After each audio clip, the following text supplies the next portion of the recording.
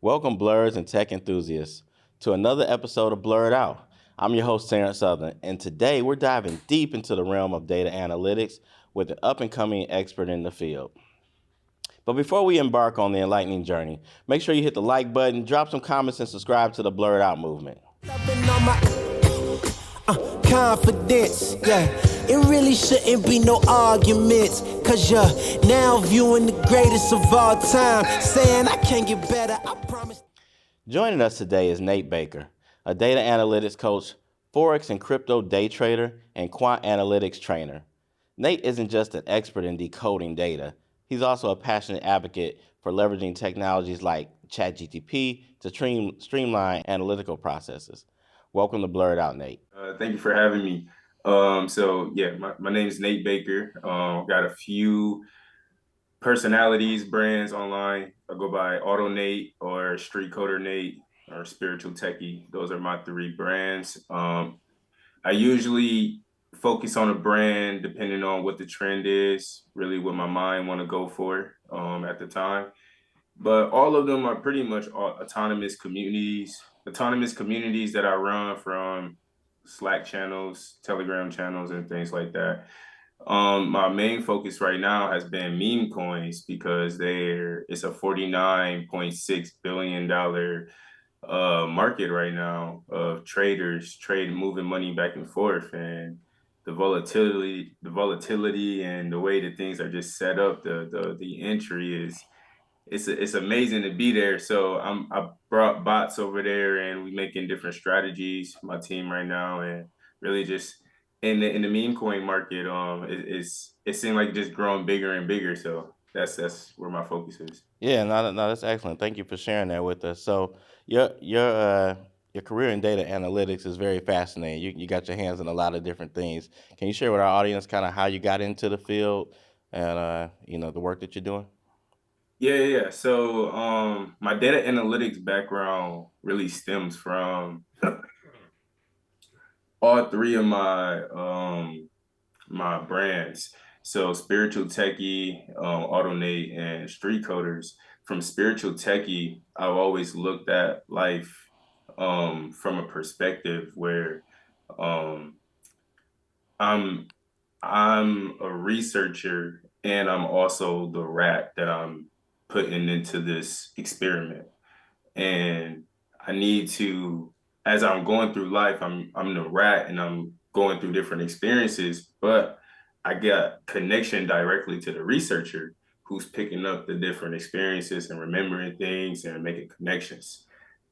So I started seeing like life was like an opportunity for me to collect data. The more experiences I had, the more the more data I could have. And then the more data I have, the more insights I could generate, and therefore be able to have advantages in places.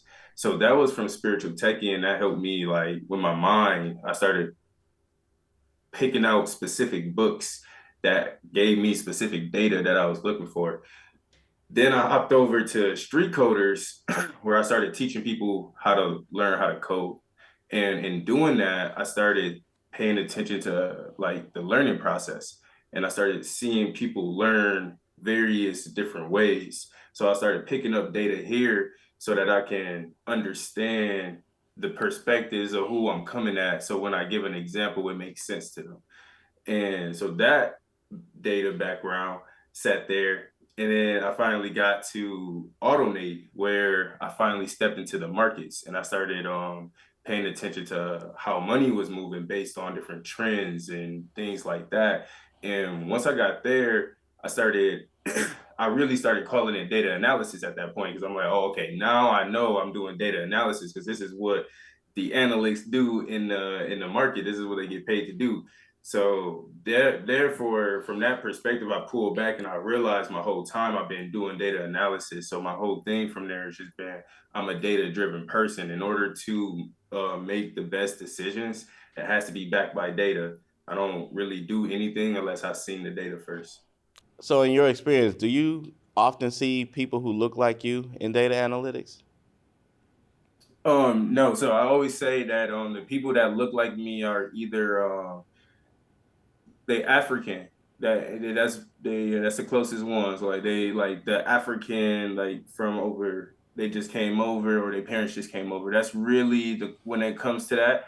But I will say since I moved back to Atlanta, yeah, it's a lot of black people out here that's doing it, that's doing analytics, that's in the development and whatnot. So, one thing that I've learned once again with targeting is you want to place yourself at the location of where the market is, and I will say Atlanta has a good opportunity to turn what's going on here and make it a big screen thing so that more of us that are here.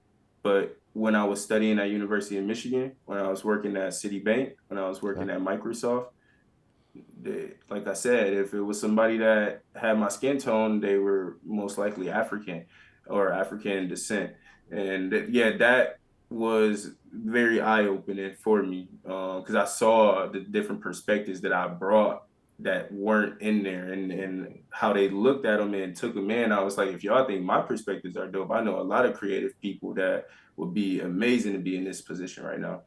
Got it. So yeah, can you dive in and tell us a little bit more about AutoNate?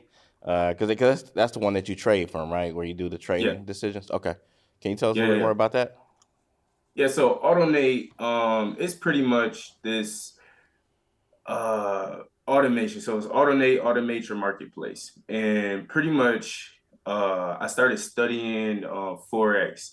And as I was studying Forex, I was also trying to sell products. Mm-hmm. And what I was getting into was I was my products were in the wrong area. The products were great, but they were in the wrong area. So in studying like the forex market, I started seeing where money was actually moving, what people was actually interested in, and that's when I really got into this perspective of I'm going to take data analysis and I'm going to take people's products, whatever offer you have. You got an offer, you trying to sell it, or you already have an offer that's selling really well in the community.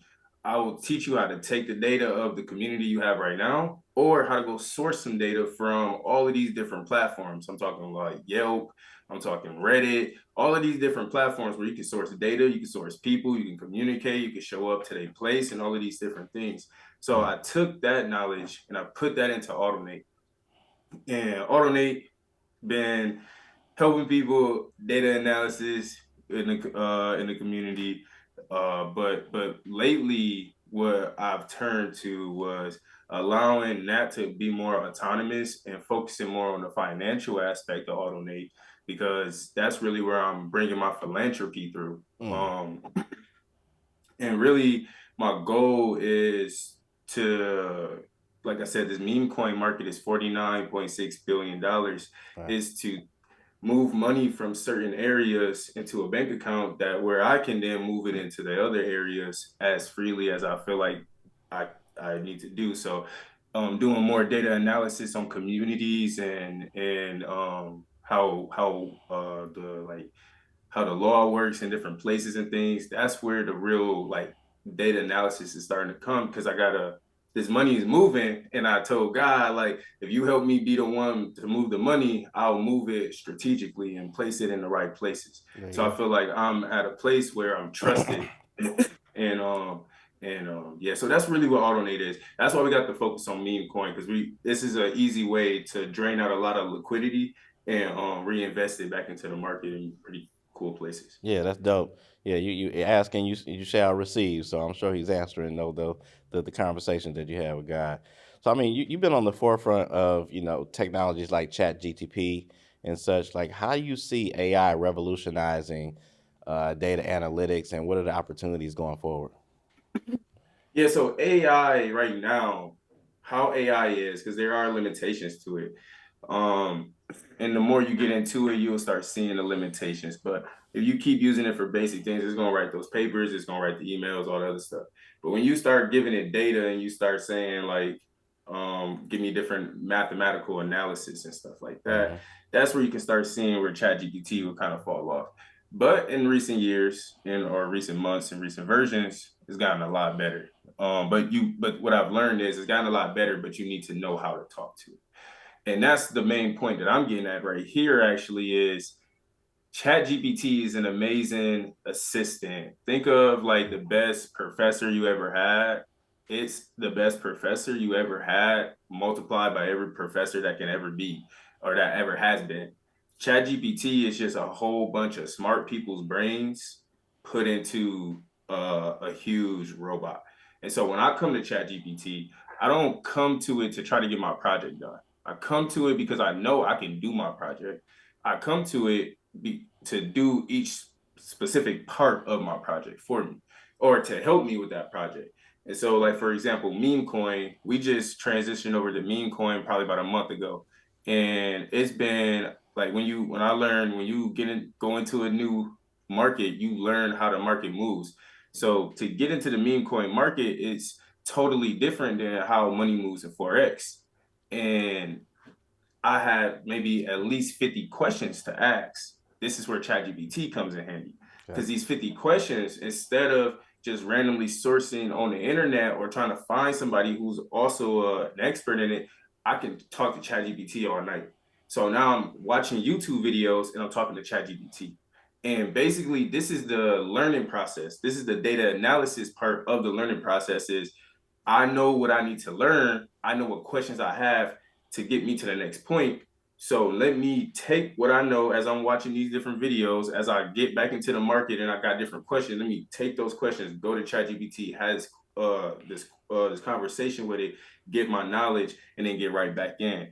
That's what AI does. AI allows us to like expeditiously get our work done. Previously, each question I would have, because my questions be deep, each question I would have would probably take about 2 to 3 weeks to get the right answer because it'd be scouring the internet, finding professors, all different things, sending emails just to get one question answered. But now I'm answering 20, 30 questions in a night and moving forward in projects, man. So that's what like the real superpower of the AI coming to everybody right now, Yeah. that's the superpower.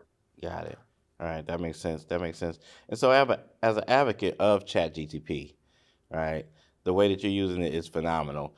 Do you feel like our voices, our community's voices, are heard through the ChatGTP and the way it responds to the questions that we give to it?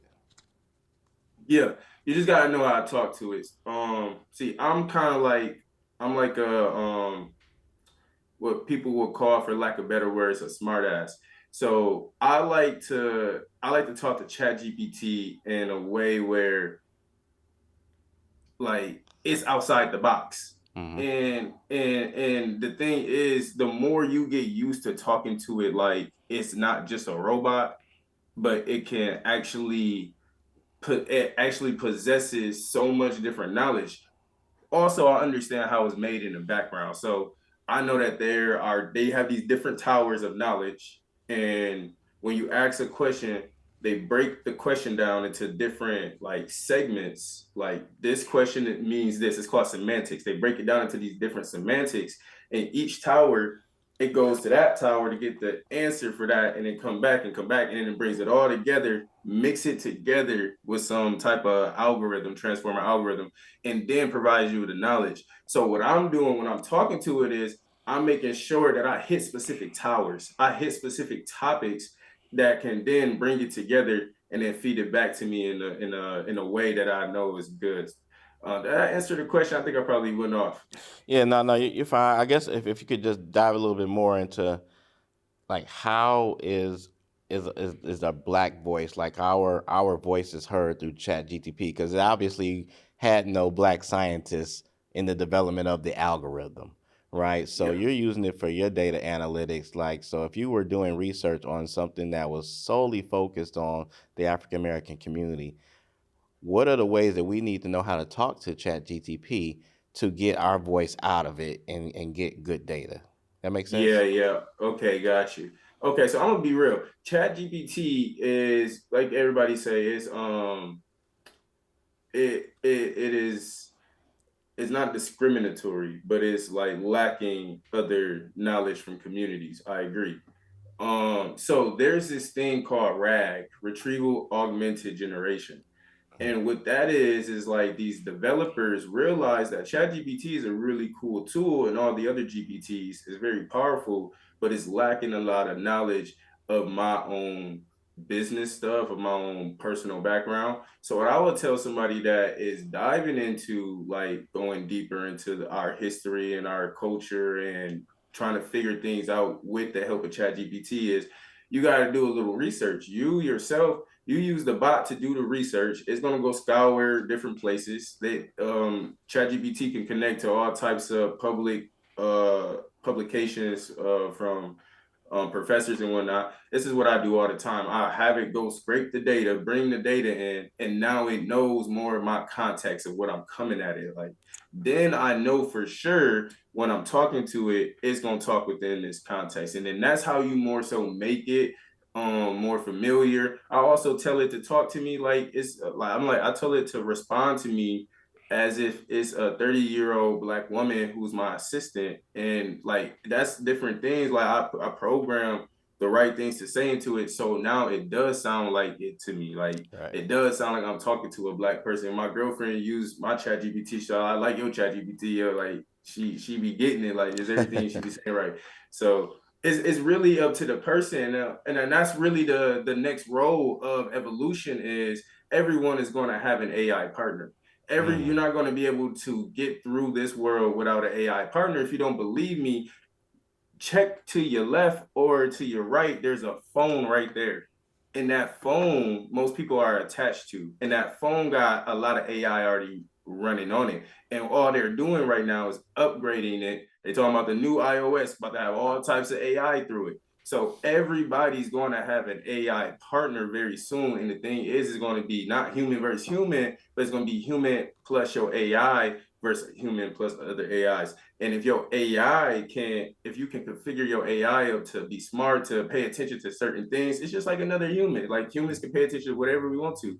If you need to configure your AI up to bring you information about smart stuff, to break down different things, and you need to keep it going. It's like you're raising it like yourself. Got it. With your deep expertise in data analytics and such, like how deeply are you involved in coaching and mentoring others who want to get into the field of data analytics?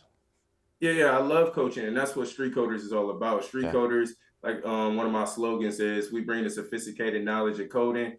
With my bad, we bring the sophisticated knowledge of coding to the streets, so anybody and their mama can do it. So it like that. What I plan to do, and what I see in the future is a society of young individuals who have engineering first. That engineers are going to be the new politicians. And so, in order to Mm. see that society come true, and the reason I say that is because the engineers are the ones that make the technology, and then it's the politicians that use it in really horrible ways and mess people up. So this is going to be the shift where these engineers are also going to start learning how to be more political, going to be able to communicate better, and those when you start going to see those shifts. But right now my mentorship is to prepare for those students for that. And I know coming from where I come from, if somebody tell me, yo, I got a way to get you a bag, I'm all ears, whether it's, positive or negative. And so my opportunity here is to break these things down, these complicated things down, especially like meme coin trading, because these are fun. These is like sniping Pokemon. You literally get a meme and you're like Right. sniping it, and people are buying into that meme, and then you get to see your meme stuff grow. So it's a way to gamify it and then make them more receptive to learning how can I create me a bot to do this and this in this market, because I see this strategy here and I know a bot can help me do that. And that's what I'm bringing to the streets. And then from there, it populates. These kids getting money from trading view on their phones and their iPads. They buying laptops and now and stuff. Like they don't need to get the street money no more. They got safe money. They paying for their family to do this and do that. Like, they making a decision whether they want to go to college and whatnot now because they got money. It's not like an opportunity. So that's really my plan. That's why I said my philanthropy movement. That's pretty much that's how it goes. So it's all about the mentorship. I believe giving back is the main part to make the movement really happen. And what are some of the common challenges that the students in this program face and how do you go about addressing them as it relates to data analytics? So it's the same problem that anyone face. What I've learned in my data analytics of teaching people over these years is they just got to believe in themselves first. And so really what I do, my first like 2 classes is focused on really like making this simple for you, like really breaking that imposter syndrome down in your brain, because I'm not going to teach you why you got imposter syndrome. I can't teach through that. No one can teach through that. So what we need to do first on the first few days is make sure that you know that you are capable of doing these things. And I teach in a way where, like, for example, I have a course called Build a Better Brain, and it teaches any individual who's interested in technology about your technology, but not in a coding perspective, but from your body's perspective. Like, your brain processes stuff like this. The CPU is processing the motherboard, and I break it down in like a real cool way. So a lot of my courses are like, I explain things from like a spiritual body mind perspective, and show that the computer and the tablet is just it's made in our image. As we're made in God's image, we're making this tablet in our image. And now you can kind of see like how God is different from us, but we're made in his image, because these things are different from us, but they're doing the things that we are able to do. Understood. What's been one of your pivotal moments where your career and expertise has made a significant impact, either for you or one of your clients? What's been a pivotal moment? Yeah. um I would say the pivotal moment, yeah, is when I learned how to target. When I learned how to target the right audience, Mm. that's when I became very effective for the people that I was helping. And I felt like I was getting paid right. They felt like they was getting the good quality of stuff, and it was more like fluid, and it wasn't like I was getting random people from a barbecue place one day and then random people from a truck driving place. And it's like, yeah, it's the same code, but it's different code that I gotta get in, different contexts you gotta put the code in and learn and whatnot. So I had to learn how to. I can't get everything. I had to stop being greedy. Yeah. So that taught me how to like target, learn about abundance. Like, there's enough for everybody around here. Figure out what your talents are and focus in that. Find the people who are interested in that and deliver that over and over to those people. And that's how you become successful. And so that's what I've been doing. That's what I've been following. It's been working. Yeah, excellent. And so you've done a very good job navigating yourself throughout this career. Like, what advice do you give to those who want to follow in your footsteps and are looking to pursue a career in data analytics? Yeah, yeah. So in data analytics, I would start saying, look at everything, start journaling. That's the Mm. first part. Like, you gotta be like, a data analytics mindset is a researcher mindset. But the things that you're researching is these zeros and ones, how you're researching trends. And it's 4 things about data. Okay, this is probably the major stuff right here. There's 4 things about data analytics that we pay attention to. What's the trend? What's the momentum? What's the volume? And what's the volatility?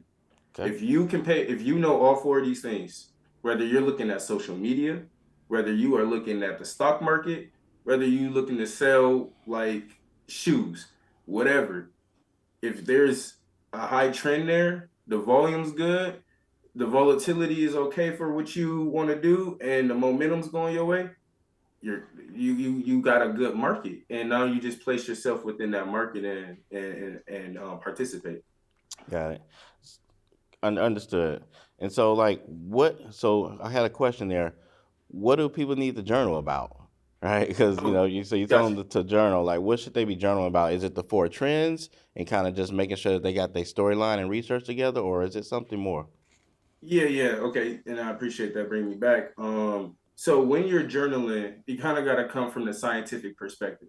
You're First off, you're not doing data analytics just for like giggles. You're doing data analytics to prove some hypothesis. So first off, get familiar with what is a hypothesis. Mm. What is the hypothesis first? What do I want to prove? because data analytics, you can do data analytics in so many different areas. And once again, getting down targeting, I got data analytics down to a target in the financial meme coin now. I'm only analyzing meme coin stuff. So even though I'm on Twitter, I'm on Instagram, all those places pulling data, I'm only analyzing it within the financial meme coin trading industry. So first off, target. Once you target, figure out what are the hypotheses that need to be answered there. What are the different things? And I know that sounds really high level. Bringing it down is like what can I solve right now? Like, what are people solving right now in this area? Start solving those same problems. Start getting familiar with the problems that are already being solved there. See how people are using the data. What algorithms are they using? What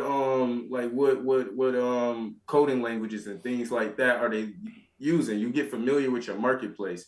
After that, like, you just go on to start seeing, like, as you're getting familiar, with that market, you start to see the holes. You start to see where I could add my data analytics here, and boom, I just created a new little tool that somebody's using now. 100 people are using my tool every day, is doing data analytics over there. So it's a lot of places where you can add data analytics too. But I say first, to get familiar, get into the community, understand what problems are being solved, figure out what tools they're using, and start practicing the same things, and then go on from there to find your own stuff. All right. How do you stay up to date with the latest trends and innovations that are going on in data analytics? And if you are keeping up, what are some of those solutions that you can help our audience understand? Yeah, so I stay up with data analytics through pretty much the same places everybody else do, like social media, email, but I use it differently. I don't consume social media. I actually, like, if I get on like LinkedIn or Facebook, I'm literally on it for like 2 minutes and I gotta get off. So what I do is I have it set. I have certain people's profiles set, notifications, and I have like get specific emails from like certain websites and stuff. And all of these emails, they all targeted. They all talk about data analytics and meme coins and this and that and that. So I'm only like, it's pretty much like I'm funneling all the info from the community right to me straight with just using notifications on my phone. And that pretty much helps me like automatically just slide through real quick and understand, get a good viewpoint, maybe read an article, watch a video. But secondly, I do have bots that scrape these platforms and run GPT, natural language processing, and understanding the different things that I'm looking for. So it's a balance of both of them. Are there any like different associations or communities that individuals can join to kind of learn about the things that you're working on and where you got your expertise from? Yeah, so I mean, I follow a lot. I'm a huge proponent of YouTube. YouTube and Telegram chats, Discord chats, or Slack chats. So what I would do is, if because I don't really know any off the top of my head, because I don't really be in the community so much, sucked into them. I put a bot on it and Okay. participate that way, because each community is like its own universe, and you got to be able to participate in order to really understand.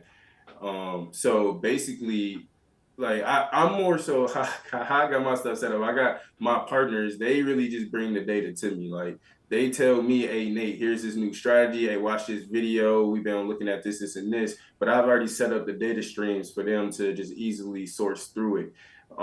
They the ones that got the channels. Like, they be like, hey, checking into this channel. They just drop me the link. I'll connect the bot to that channel. So for me, it's really zeros and ones. I'm really connected to zeros and ones. But I would say the strategy, though, to really get in really quickly and understand what's going on, is go to YouTube, look up data analytics, whatever part of data analytics you're interested in. There's going to be somebody's teaching on there. They have all types of links to all things in their description. Go to their Telegram chat. They go to their Discord chat. There's probably like 100 people, 1,000 people, 2,000 people. I like the communities between 100 and 1,000, maybe 2,000, because I can really get good questions answered. It's really like engaging and things like that. But you get into those communities, you read those messages, you drop you some questions, you really like see this, you'll pick it up real quick. You'll pick it up real fast, man. So that's what I'll say is that's the hack. YouTube, and then find the communities through YouTube. What do you think the future of data analytics is, and how do we, get in a position to make sure that we capture that in our community? Yeah, so the future of data analytics is that it's going to be everywhere. It's everything. The your devices are getting smarter and smarter, and it's because it's to pick up more data. Like you as a human being, you pick up the data the best way, like in the animals and different things like that. The natural beings, we're absorbing data, picking up things so quickly. Like right now, me and you focused on the screen, but there's so much data around us that our bodies are picking up, paying attention to. It's paying attention to the AC, the air, like different things are going on. What our current technology is doing is like they're sensors. They're sensing different things and turn from zeros and ones and turning into or sensing different signals from the environment and turn into zeros and ones, and then we're interacting with that. So I lost track, my bad. You good? Get in the background. But can you tell me the topic again? Yeah, the future of data analytics, and how can we, ensure that it remains inclusive and it's something that's captured by our community. Yeah, so in terms of that, like once again, yeah, okay, there we go. The future is once again, everything is data. It's already here. It's just like very silent. It's about to just get very obnoxious though. It's about to be everywhere in your face.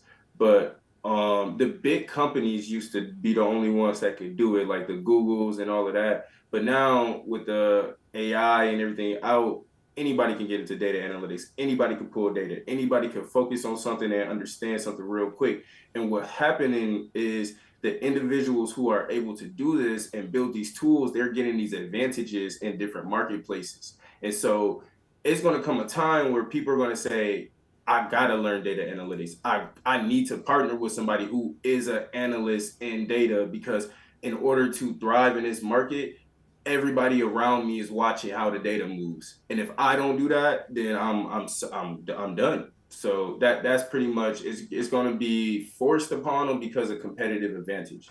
With all the collection of data, like how can we be sure that accurate data is being collected, right? And if it's not accurate, how are we scrubbing the data to get closer to the accuracy of it?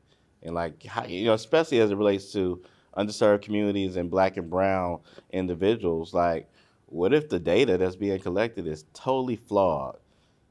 Mm. Can it still be used? Yeah, so that's been one of my big questions as I've been diving into data a bit more is the data is flawed. Mm.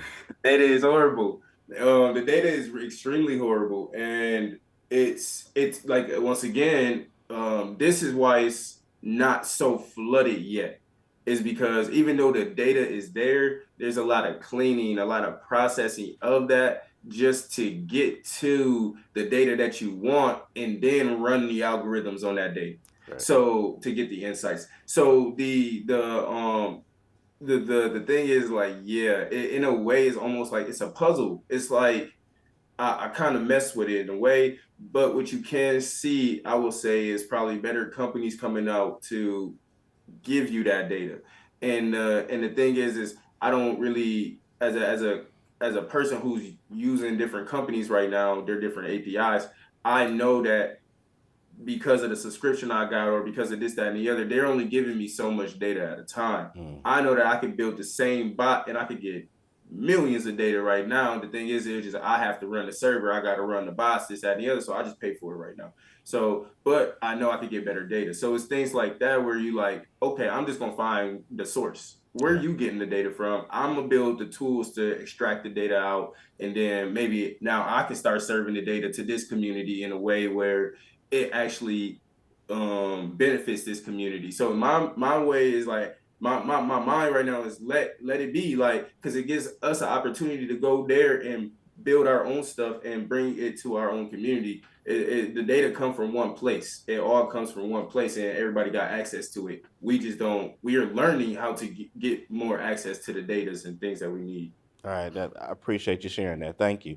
So now, do you mind sharing with our audience kind of how they can learn more about your programs, the work that you're doing, and get connected to the data analytics community, and how they can find you on Yeah, social media? yeah. So I have a YouTube channel called Street Coders, and I have a blog that I run on Medium called Spiritual Techie. AutoNate, you can find it on LinkedIn. But AutoNate right now, I'm really not taking any clients.